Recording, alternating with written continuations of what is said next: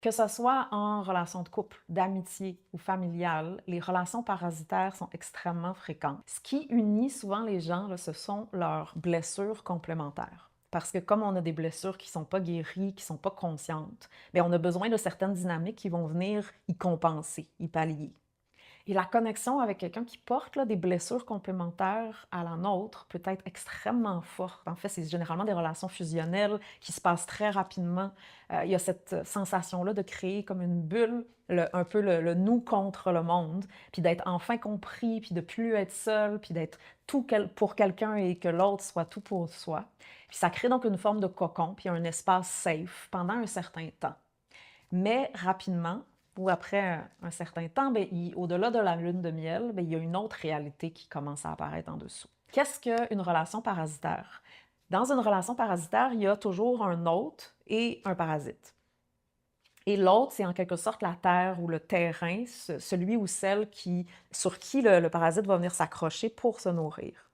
Donc l'autre a besoin en quelque sorte d'être mangé, puis vous allez comprendre pourquoi. A besoin par exemple d'être tout pour l'autre, a besoin que son trop plein d'énergie ou cette intensité-là que elle ou lui ne sait pas quoi en faire, donc cette énergie-là sexuelle qu'il porte, vitale, ben, si ça ne circule pas, ça doit aller quelque part. Donc, à ce moment-là, le parasite va permettre que son énergie soit monopolisée, absorbée et littéralement même sucée. Et l'autre a donc tendance à attirer ce qu'on appelle des parasites, des personnes qui sont en manque, en dette énergétiquement, en déficit. Et à ce moment-là, l'autre va lui dire: Bienvenue, voici, c'est buffet ouvert. Et bien entendu, tout ceci se fait inconsciemment.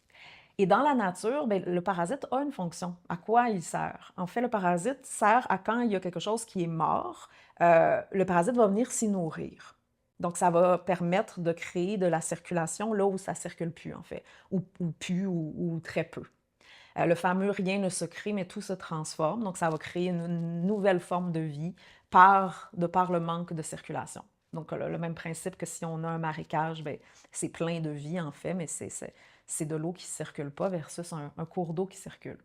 Eh bien, c'est exactement la même chose dans nos vies. Si certaines parties de soi ne sont pas prises en charge, puis si elles stagnent, puis elles ne circulent pas, sont inconscientes, bien alors je vais avoir besoin, donc en quelque sorte, d'attirer un parasite pour venir créer, manger de cette inertie-là ou de ce qui est latent. L'autre a quelqu'un à qui s'occuper, mettre son attention. Et le parasite rend donc un service à l'autre. Il permet à l'autre, finalement, de ne pas prendre responsabilité pour sa vie. Et c'est ça le deal, le contrat inconscient non dit qui est accepté à ce moment-là.